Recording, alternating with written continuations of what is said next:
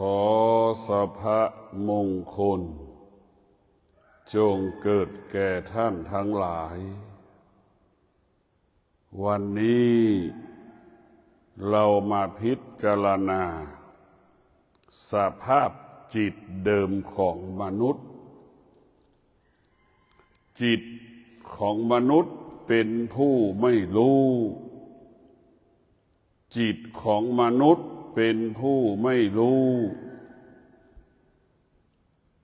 พวกเราทั้งหลายจิตมนุษย์เป็นผู้ไม่รู้ก็คือไม่รู้ความจริง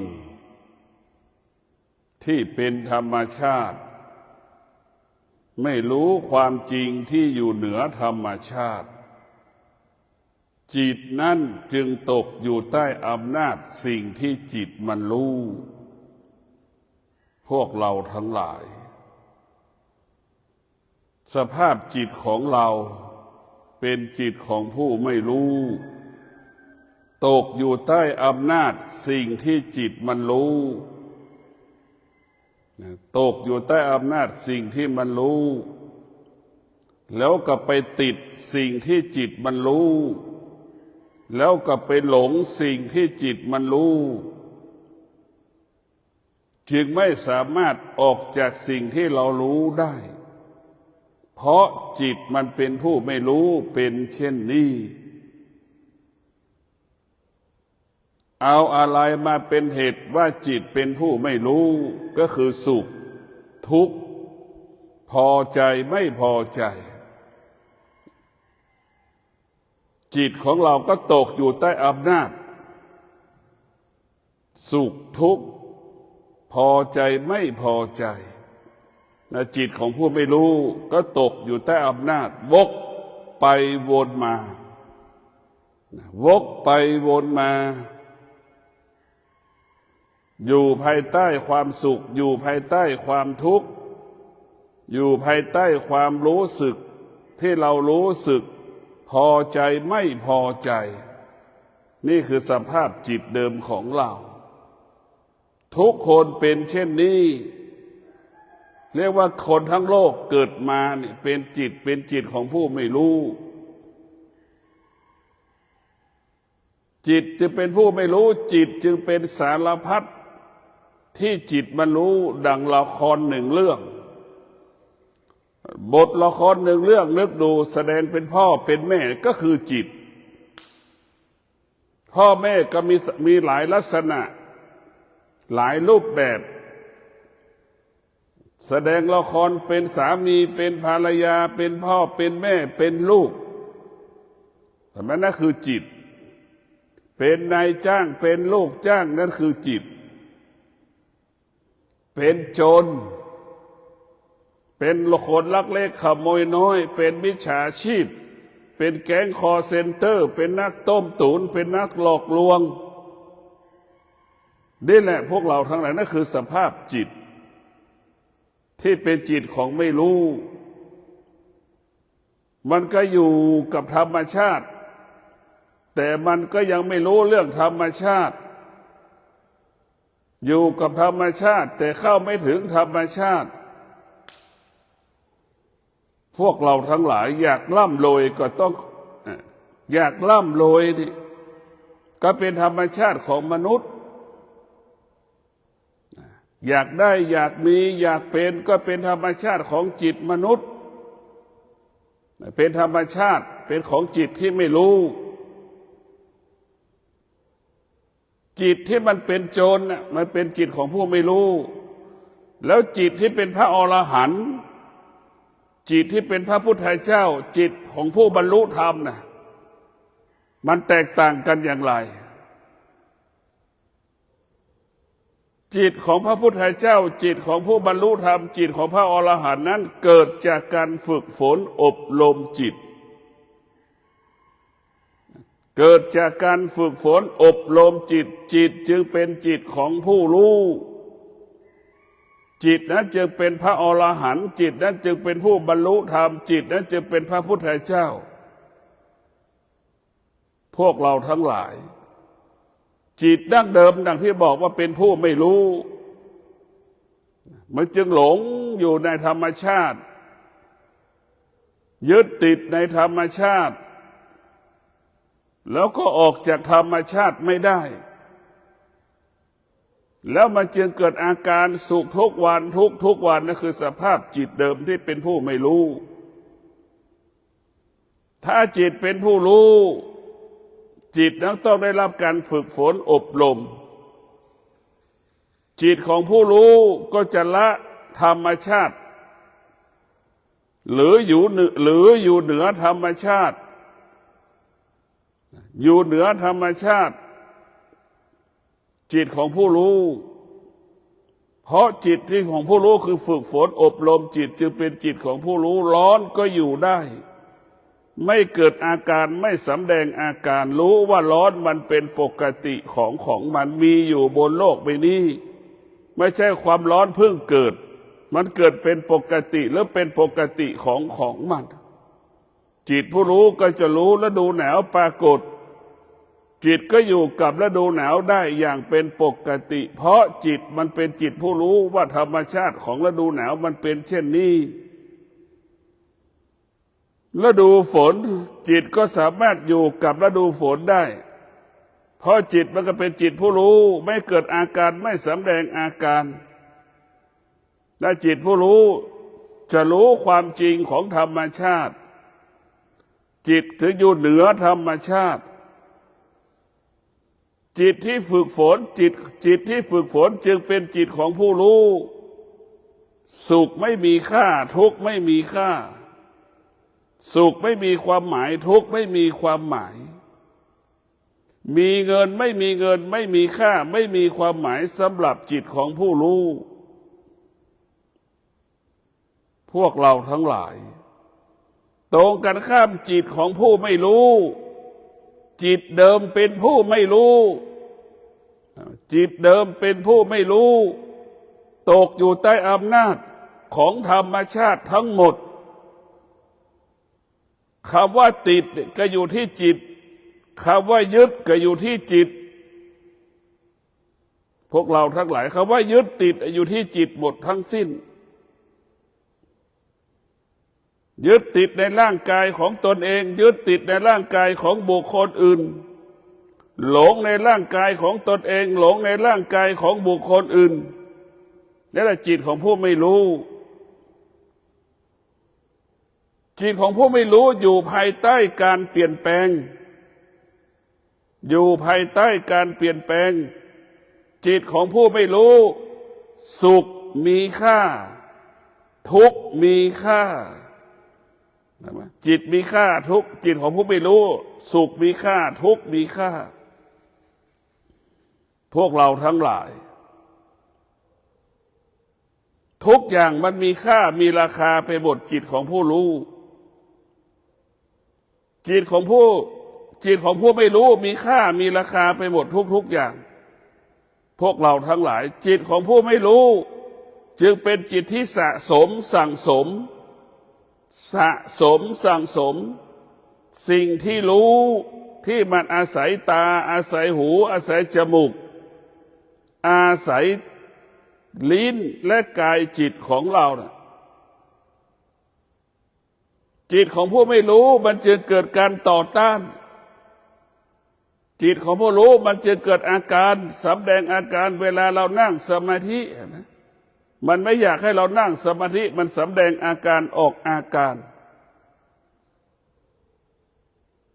มันสำแดงอาการออกอาการเวลาเรานั่งสมาธิอึดอัดหงุดหงิดจิตของผู้ไม่รู้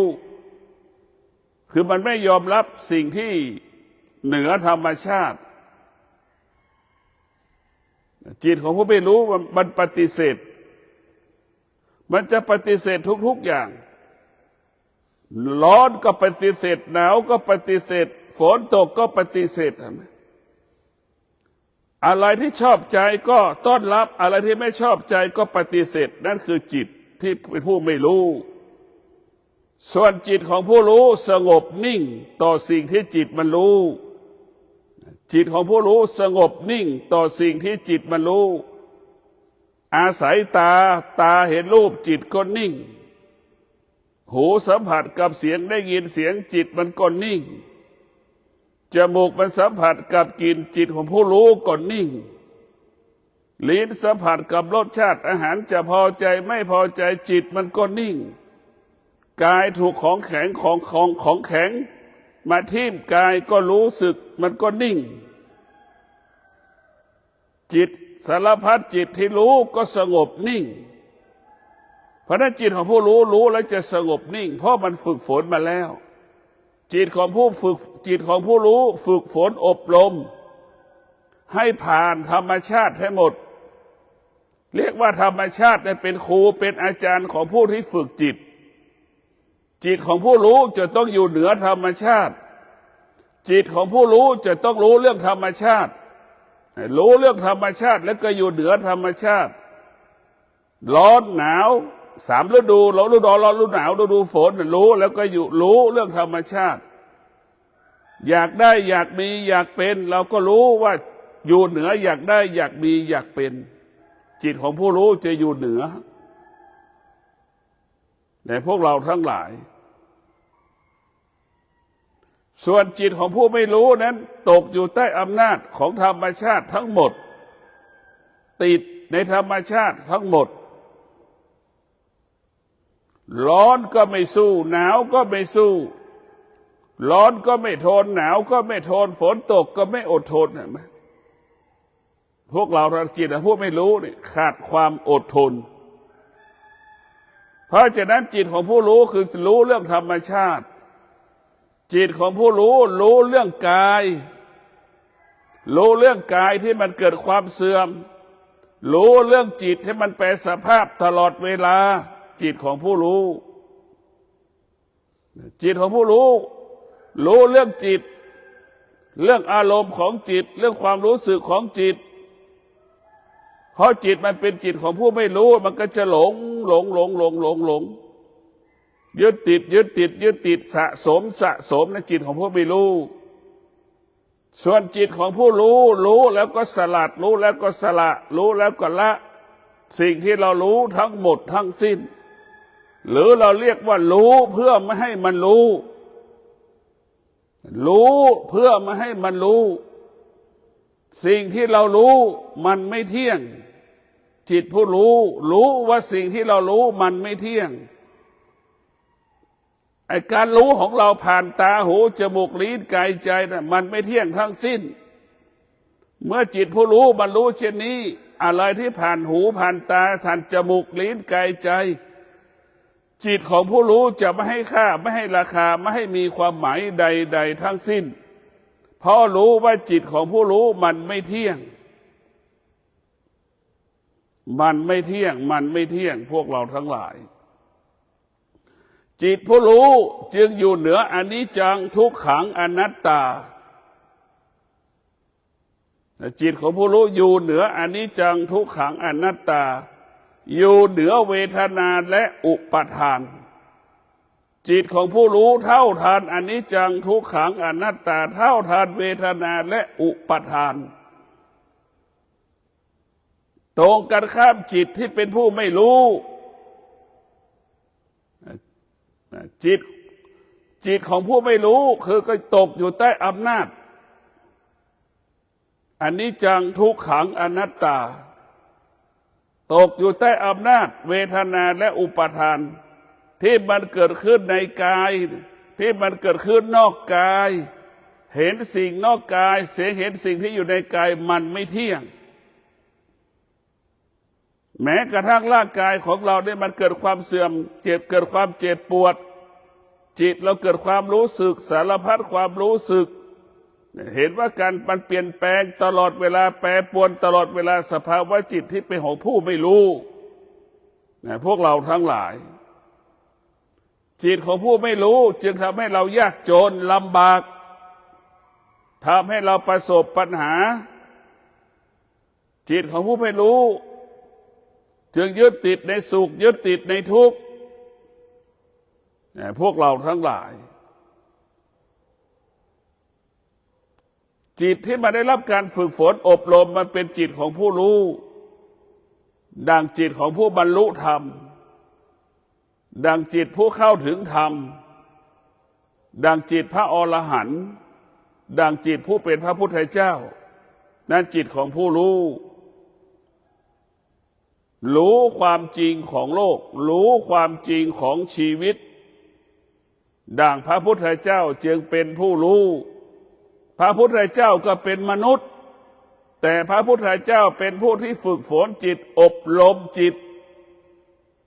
เราจะเห็นได้ว่าจิตสภาพจิตเดิมของพระเจ้าก็เหมือนเรานี่แหละมีสามีมีภรรยามีลูกเป็นกษัตริย์มีความอยากมีความต้องการเหมือนเราทุกอย่างพอพระพุทธเจ้าออกบวช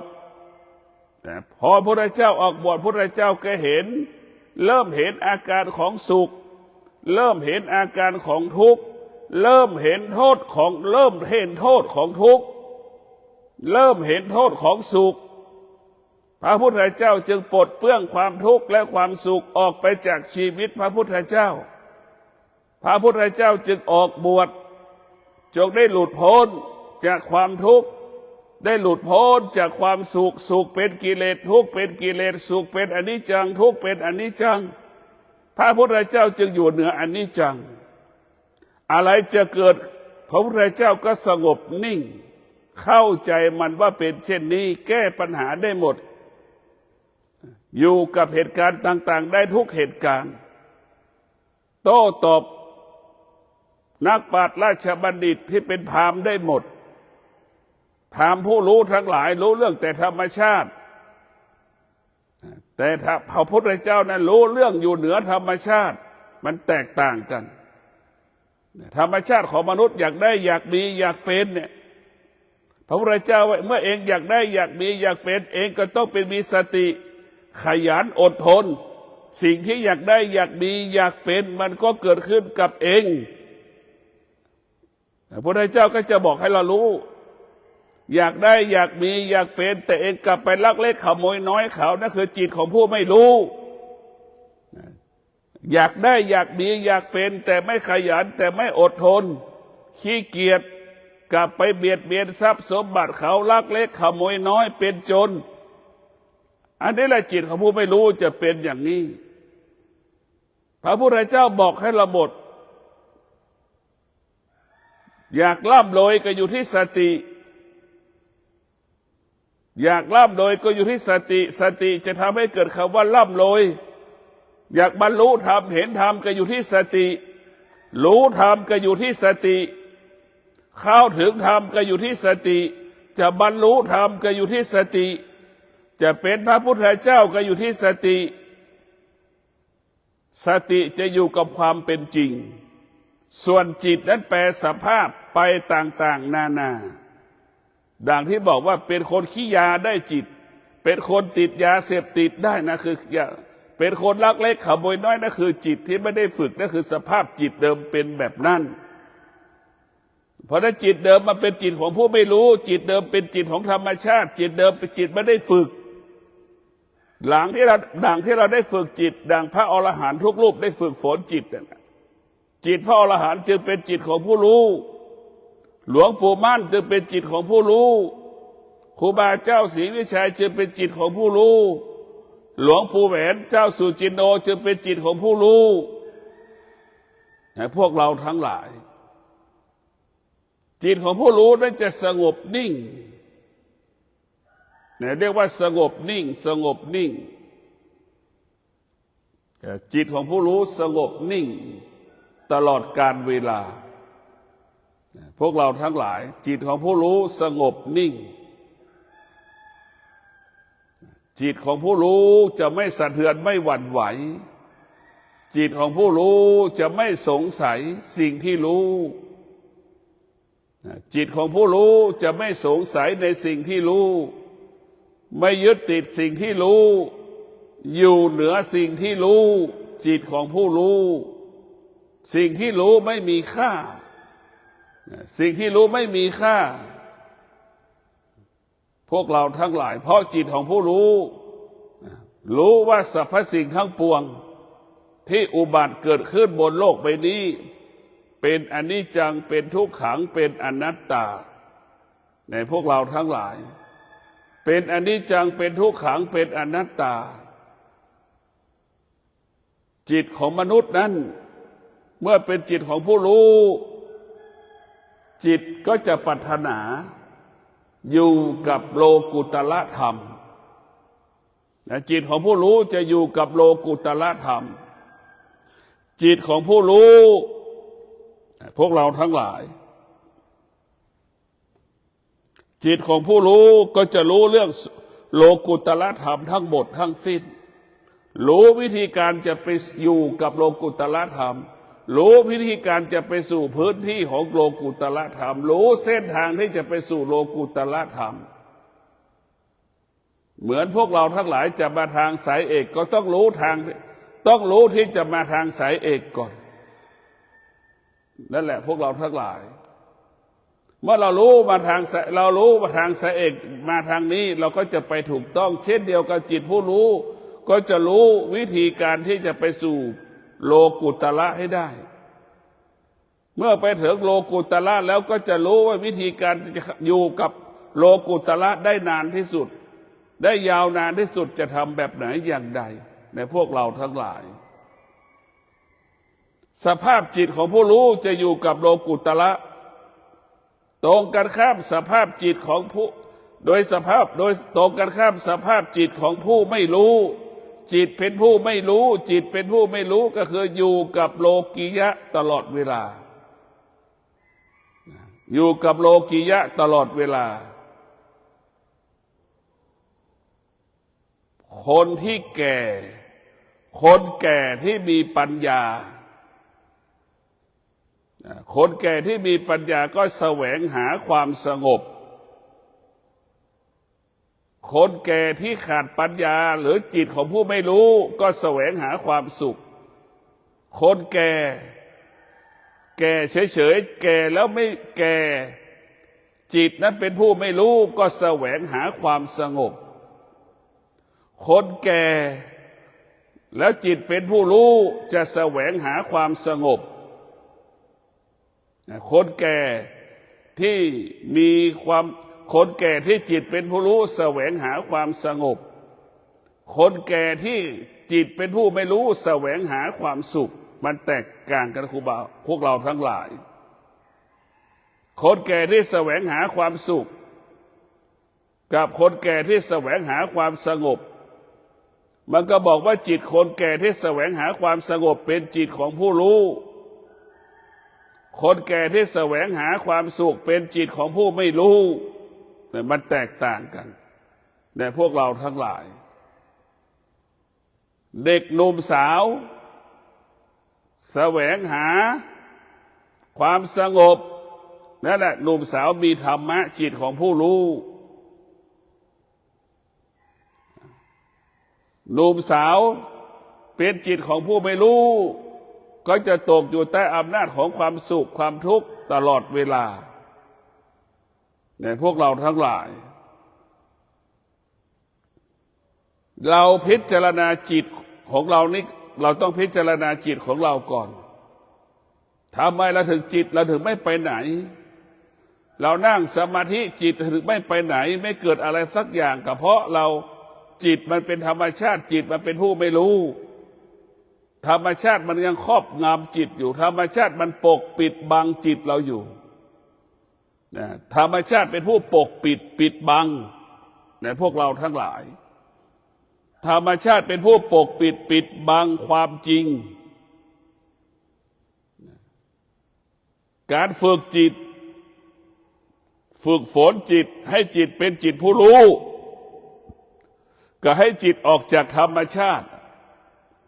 เห็นโทษของธรรมชาติเห็นธรรมชาติเป็นเหตุให้เกิดความทุกข์ฝึกจิตเพื่อให้เห็นธรรมะทำให้จิตสงบทำให้กายสงบเรียกว่ากายวาจาสงบด้วยธรรมธรรมกายวาจาใจวุ่นวายด้วยธรรมชาติมันเป็นกิเลสมันเป็นตัณหามันเป็นราคะธรรมะมันปราศจากกิเลสตัณหาราคะเนี่ยพวกเราทั้งหลาย เราจะต้องรู้ว่าธรรมชาติกับธรรมะมันแตกต่างสภาพจิตของเรามันเป็นธรรมชาติมันยังไม่ได้เป็นธรรมะนะพวกเราทั้งหลายเวลาเรานั่งสมาธิมันจึงเกิดอาการสำแดงอาการนั่นคือเป็นธรรมชาติของจิตเดิมเป็นแบบนั้นเพราะเราไม่ได้บังคับจิตถ้าเราบังคับจิตเราฝึกฝนจิตมันก็จะไปอยู่เหนือธรรมชาติแล้วก็รู้เรื่องธรรมชาติมันก็จะละธรรมชาติโดยอัตโนมัติเหมือนคนที่รู้ว่าไฟมันร้อนทุกคนจะไม่อยู่ใกล้ไฟ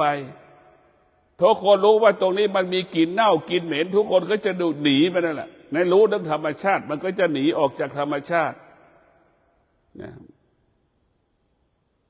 เรารู้เรื่องธรรมชาติมันก็จะละธรรมชาติพวกเราทั้งหลายสภาพจิตเดิมของเรานั้นมันเป็นผู้ไม่รู้มันจึงตกอยู่ใต้ความสุขทุกวัน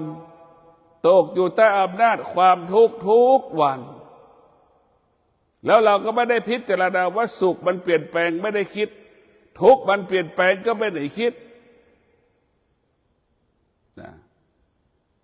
แล้วจิตที่ไม่ได้จิตของผู้ไม่รู้ก็ไปยึดติดในสิ่งสมมุติทั้งสิ้น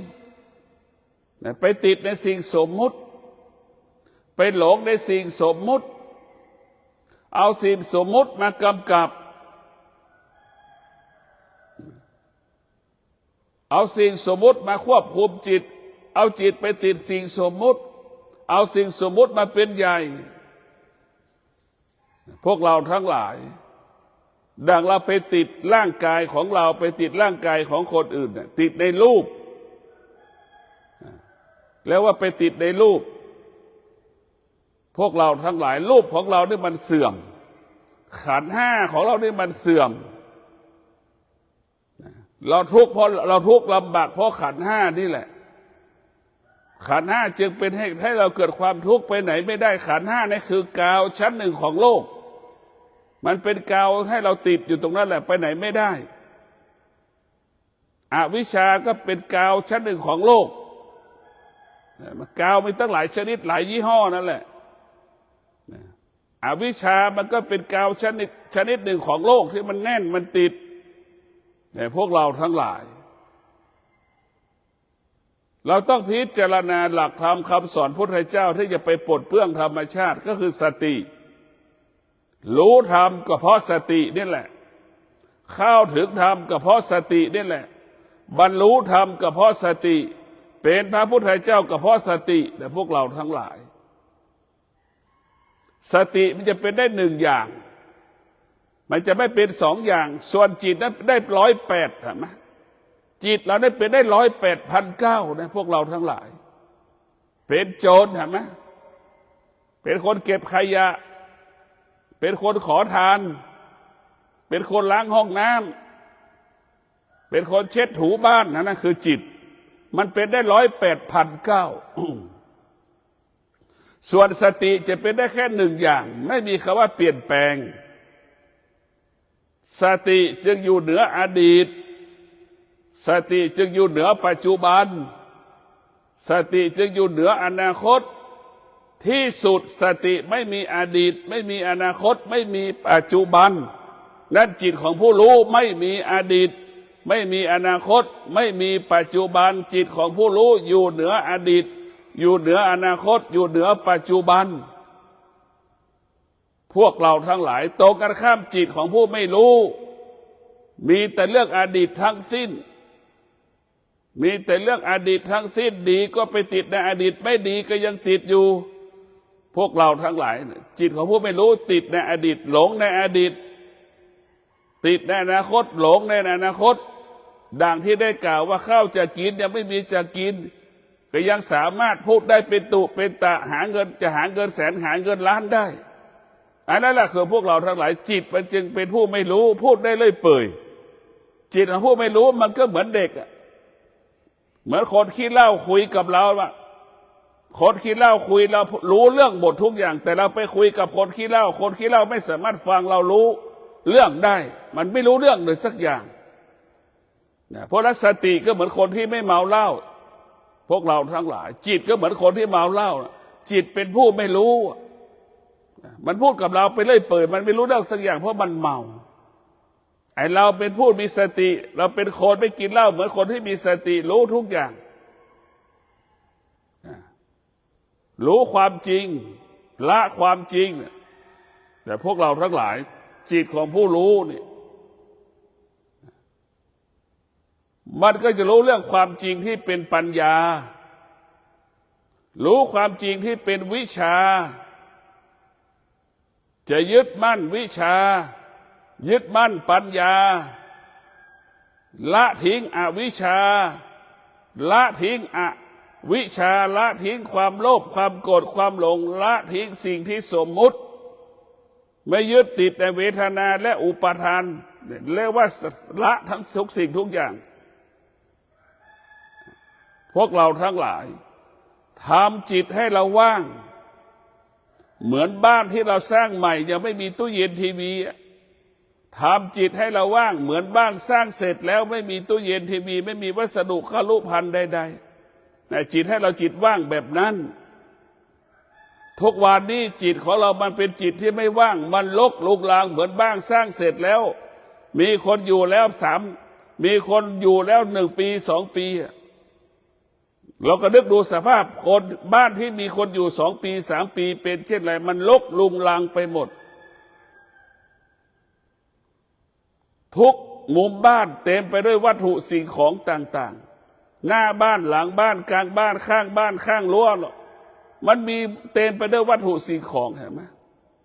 จิตเรามาไม่ว่างเหมือนบ้านที่สร้างเสร็จที่คนอยู่เต็มไปด้วยวัตถุสิ่งของต่างๆเราจะต้องทำจิตให้เราว่างเหมือนบ้านสร้างใหม่เห็นไหมไม่มีตู้เย็นไม่มีทีวีไม่มีเตียงนอนนั่นแหละเป็นเช่นนั้นพวกเราทั้งหลายเราจะต้องทำจิตให้เราว่างจิตเราจะว่างได้เมื่อจิตมีปัญญาจิตเราว่างได้เมื่อจิตมีวิชาปัญญาเท่านั้นจะทำให้เราหลุดพ้นจากธรรมชาติหรือทุกข์เป็นธรรมชาติสุขเป็นธรรมชาติอยากได้อยากมีเป็นธรรมชาติเราจะต้องออกจากธรรมชาติให้ได้พวกเราทั้งหลายจิตพวกรู้สติและเป็นได้1 อย่างนะพวกเราสติเป็นได้1 อย่างจะรู้สติเป็นได้1 อย่างเราจะลองนึกดูเราพ่อแม่ครูบาอาจารย์สอนให้เรารู้ลมหายใจเข้ารู้ลมหายใจออกลมหายใจเข้าลมหายใจออกเป็นทั้งอดีตปัจจุบันอนาคตแต่สติอยู่เหนืออดีตอนาคตปัจจุบันพวกเราทั้งหลายเราพิจารณาดูด้วยความเป็นจริงอาการของลมหายใจเข้าอาการของลมหายใจออกเป็นอดีตปัจจุบันเป็นอนาคตสติคงสภาพเดิมเสมออยู่ที่เดิมเห็นไหมสติเหมือนเดิมแต่ลมหายใจเข้าออกมันตลอดเวลาบางครั้งก็ยาวบ้างก็สั้นบ้างเห็นไหมเบาบ้าง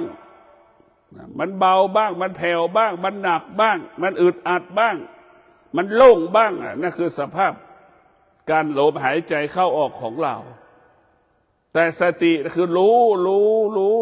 สติรู้เนี่ยพวกเราทั้งหลายรู้ความจริงของจิตว่ามันเกิดดับดังลมหายใจเข้าออกในพวกเราทั้งหลายสติบรรลุในสติบรรลุสติเป็นได้1 อย่างอยู่กับความเป็นจริงส่วนจิตนั้นเป็นได้ทุกอย่างเป็นโจรก็ได้เป็นสามีที่รักก็ได้เป็นภรรยาที่รักก็ได้เป็นภรรยาที่ชั่วก็ได้เป็นสามีที่ชั่วก็ได้มันก็คือจิตพวกเราทั้งหลายทุกอย่างมันอยู่ที่จิตถ้าจิตไม่ได้รับการฝึกฝนจิตก็จะเป็นได้ทุกอย่างจิตมันจึงเป็นจิต108,900เห็นไหมถ้าจิตมันเป็นผู้รู้จิตก็สงบถือว่าความสงบเป็นหลักของจิตจิตของผู้ไม่รู้เอาความสุขเป็นหลักของจิตจิตของผู้ไม่รู้เอาความสงบเอาจิตของผู้ไม่รู้เอาความสุขมาเป็นหลักของจิตส่วนจิตของผู้รู้เอาความสงบมาเป็นหลักและพวกเราทั้งหลายเราต้องเข้าใจว่าเอาจิตของผู้รู้จะเอาความสงบเป็นหลัก เอาความสงบเป็นหลักอะไรที่มันวุ่นวายมันจะละมันจะทิ้งมันจะดับมันจะระงับมันจะยุติมันจะถอดมันจะถอนมันจะย้ายมันจะคลายมันจะเคลื่อนออกจากสิ่งที่มันเป็นความสุขทั้งสิ้นเพราะฉะนั้นหน้าที่ของสติก็คือถอนสิ่งที่เป็นอวิชชาทั้งหมดถอนสิ่งถอนสิ่งที่เป็นอวิชชาสติมันเป็นผู้รู้ก็จะออกสติมันจะออกจากรูปรสกลิ่นเสียงไม่ติดในรูปรสกลิ่นเสียงจิตมันจะอยู่ตรงนี้กายกับจิตเป็นหลักพวกเราทั้งหลายอะไรที่มันหลอกล่อจิตนั้นจิตผู้รู้จะไม่ติดไม่หลงถ้าจิตของผู้ไม่รู้มันหลอกล่อมันก็หลงมันก็ติดดังสภาพจิตคนทั่วไปศูนย์การค้า100 ครั้งก็อยากได้100 ครั้งนะนั่นแหละมันหลอกล่อเราตลอดเวลาจิตผู้รู้มันจึงหลอกล่อเราในพวกเราทั้งหลายส่วนจิตของผู้รู้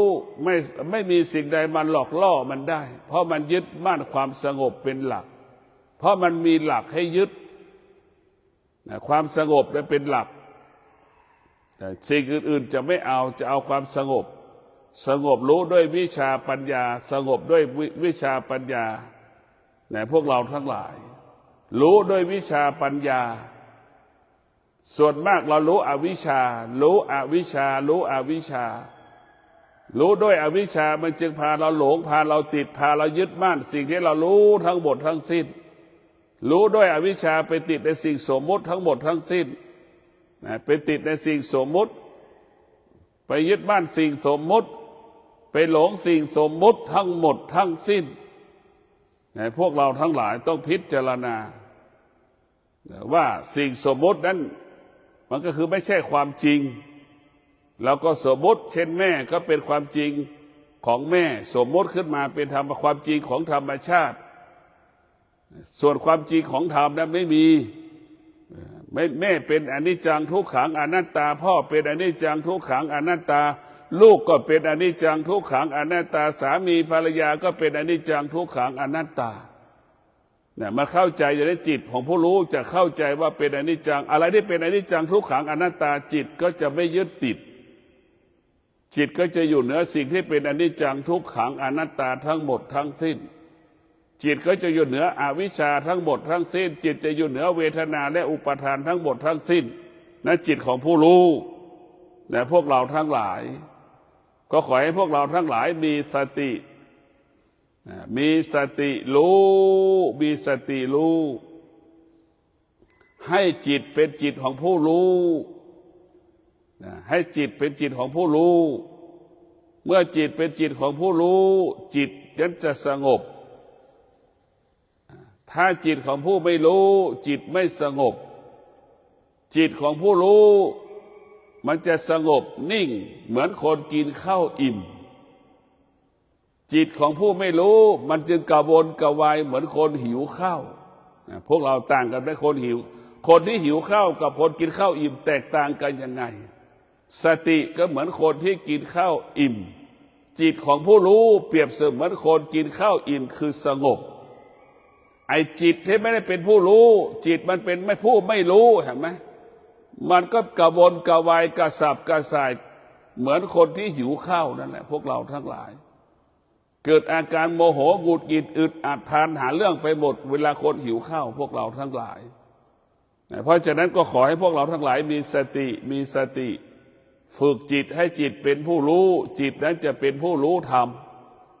จิตนั้นจะเข้าถึงธรรมจิตก็จะได้บรรลุธรรมดังพระอรหันต์ดังพระพุทธเจ้าดังหลวงปู่มั่นหลวงปู่แหวน